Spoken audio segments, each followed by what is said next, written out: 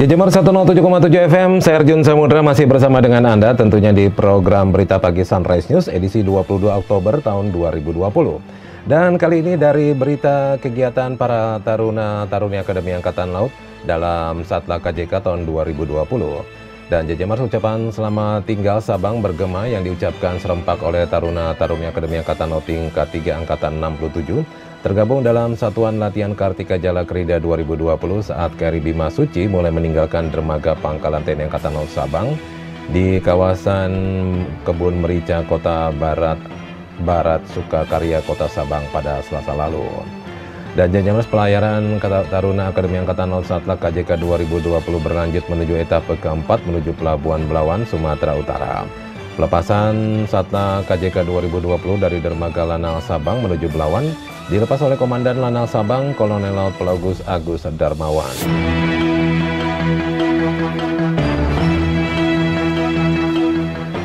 Dan sebelum melanjutkan pelayaran lanjutnya, taruna dan taruni personil serta KRI Bimasuci terlebih dahulu menjalani rapid test dan melaksanakan gelar apel kelengkapan di dermaga sebagai protap yang wajib dilaksanakan Satlat maupun ABK KRI sebelum melaksanakan pelayaran.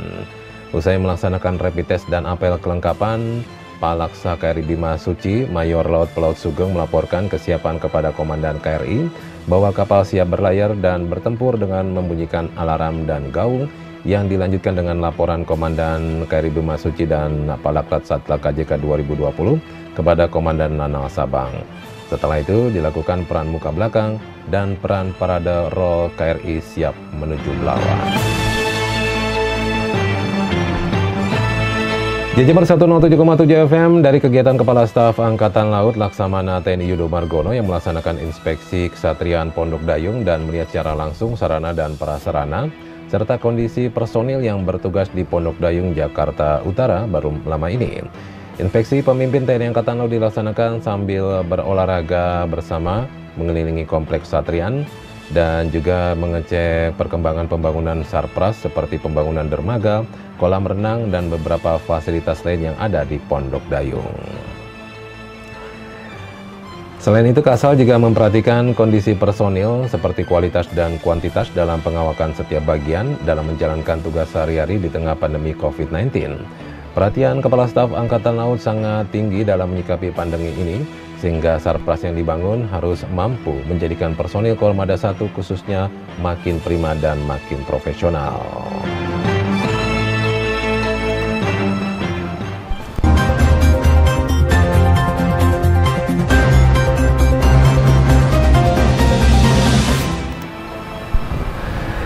Jember 107,7 FM dari Dinas Pembinaan Potensi Maritim Angkatan Laut yang melaksanakan latihan operasi dukungan teritorial TNI Angkatan Laut tahun anggaran 2020 di bawah pimpinan Kepala Dinas Pembinaan Potensi Maritim atau Kadis Potmar, Brigjen TNI Marinir Nuri Andrianis Jatmika, selaku Direktur Latihan bertempat di Komando Latihan Komando Armada 1, Komplek TNI Angkatan Laut Kodamar, Kelapa Gading, Jakarta Utara belum lama ini.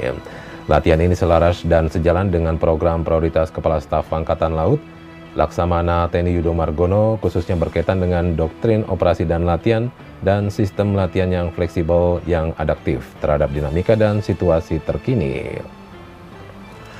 Jember kegiatan yang dilaksanakan sampai dengan 27 Oktober tahun 2020 bertujuan untuk menguji kemampuan dan meningkatkan profesionalisme para prajurit serta kesiapan operasional personil Potmar serta terjalinnya dukungan teritorial TNI Angkatan Laut dalam rangka mendukung operasi gabungan TNI dengan peserta sebanyak 233 personil yang terdiri dari staf Potmar, Satkowil, dan Satuan Non-Kowil TNI Angkatan Laut wilayah Jakarta, yakni staf Potmar Kormada 1, kemudian dari staf Pusdi Dosal, staf Potmar Kormar, staf Potmar Kolinamil, dan staf Potmar Lantamal 3, serta Yonkes 1 Marinir.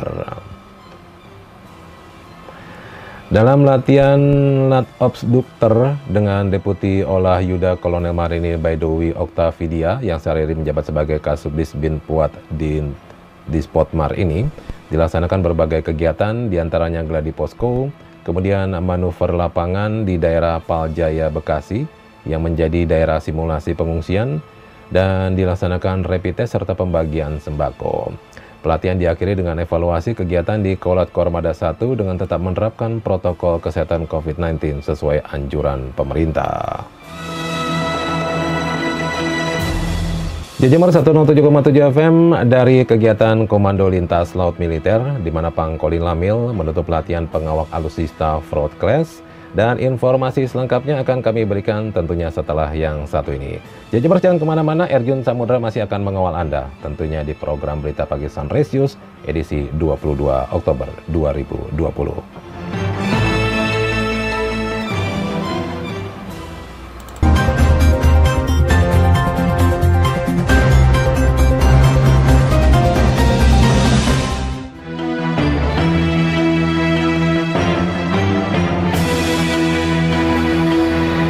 Jajamar 107,7 FM masih bersama dengan saya Erjun Samudra. Dan jangan kemana-mana karena kami terus akan memberikan sejumlah informasi sampai dengan pukul 8.00 nanti.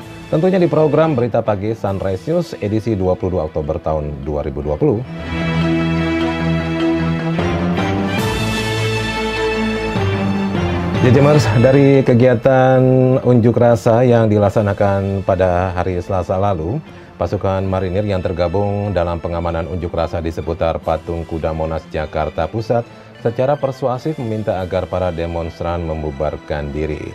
Tindakan ini diambil mengingat waktu demonstrasi yang dilakukan oleh massa yang menolak Undang-Undang Omnibus Law tersebut sudah melampaui batas waktu yang telah ditentukan dalam Undang-Undang Nomor 9 Tahun 1998, di mana aksi untuk unjuk rasa tidak boleh melebihi pukul 18.00. Dan Jajamers, aksi persuasif dan humanis yang dilaksanakan prajurit Baret Ungu dipimpin langsung Letkol Marinir Nikodemus Bala. Tidak hanya sampai di situ, prajurit marinir bersama dengan pendemo bahu-membahu memadamkan beberapa titik api yang ada di tengah-tengah jalan. Dalam pengamanan tersebut, Korps Marinir bersinergi dengan unsur TNI lainnya dan aparat kepolisian Republik Indonesia.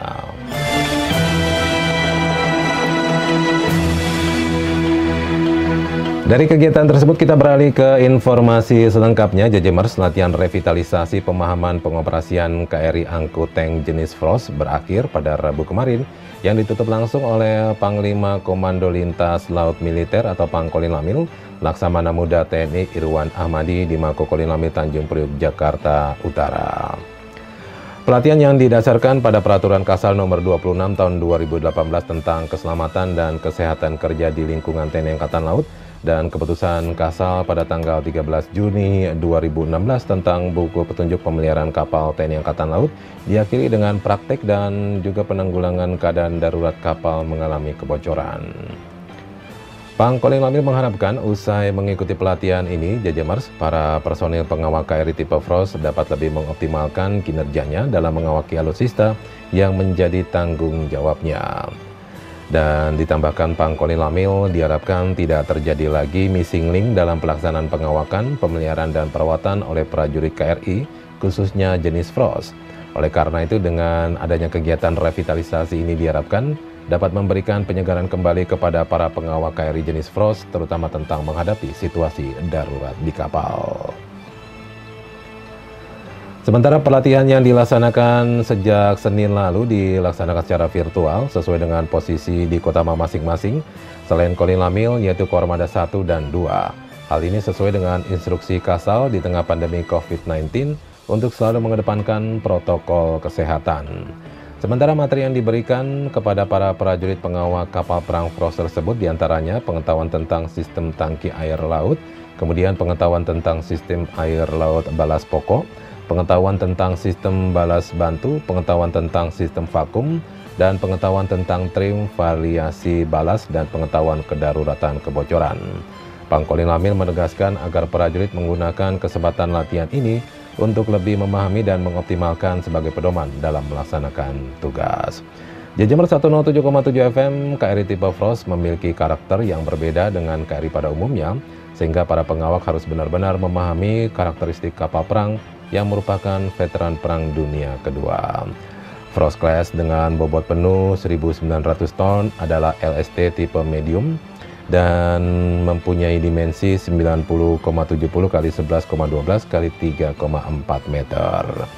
Dan jangkauan berlayar bisa mencapai 2.450 km Dan untuk membawa pasukan pendarat, kapal dengan jumlah awak 42 orang ini diperkirakan bisa memuat maksimum 1 kompi marinir. Sementara sebagai elemen perlindungan dari serangan udara, Frost Class juga dibekali dengan 2 dispenser CAF PK-16. Masing-masing tabung terdiri dari 16 tabung peluncur dan ditunjang oleh radar navigasi TSR-333, satu radar MR-302 Rubka dengan identifikasi objek di udara dan permukaan. Jajamers, jangan kemana-mana, Erjun Samudra masih akan mengawal Anda tentunya di program Berita Pagi. Tetap di 107,7 FM.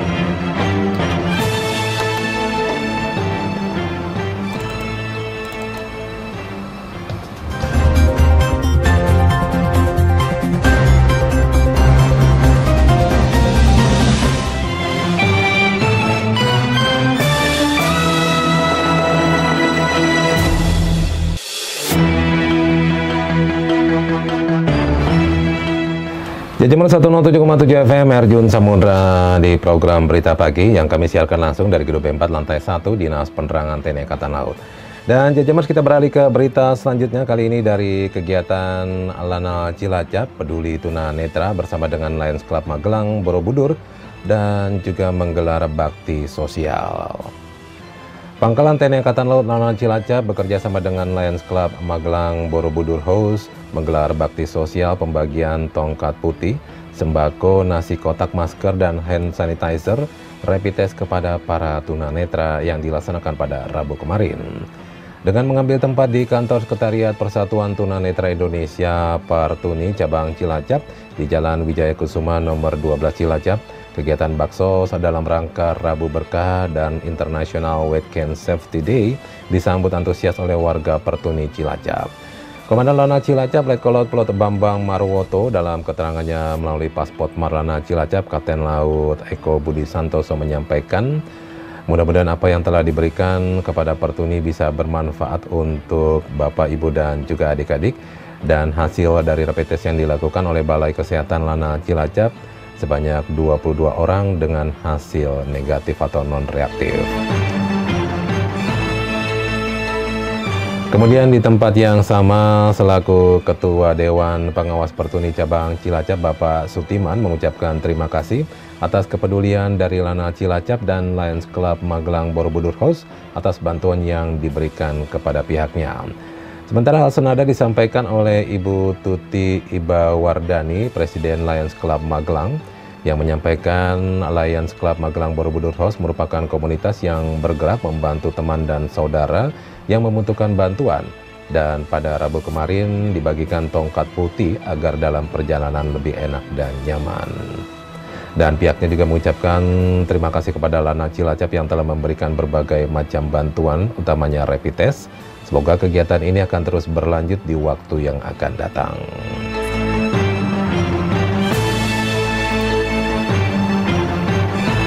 Nah, Jajamers 107,7 FM dari kegiatan masih di Lanal Cilacap, di mana cegah COVID-19, personil Lanal Cilacap melaksanakan rapid test.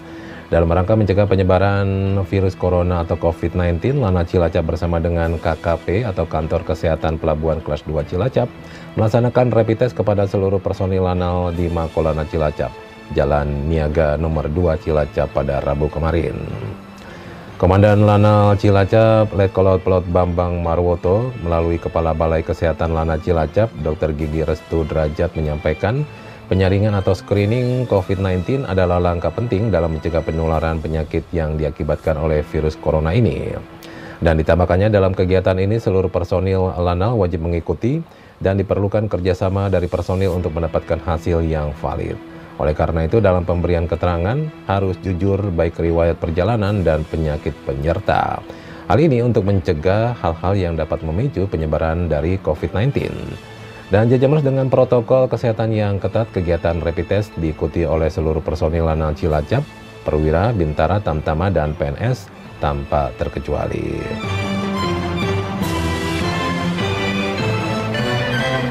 Baik, Jajamers 107,7 FM Radio Jelas Viva Jayamahe, Erjun Samudra masih akan terus bersama dengan Anda, tetap di 107,7 FM Radio Jelas Viva Jayamahe.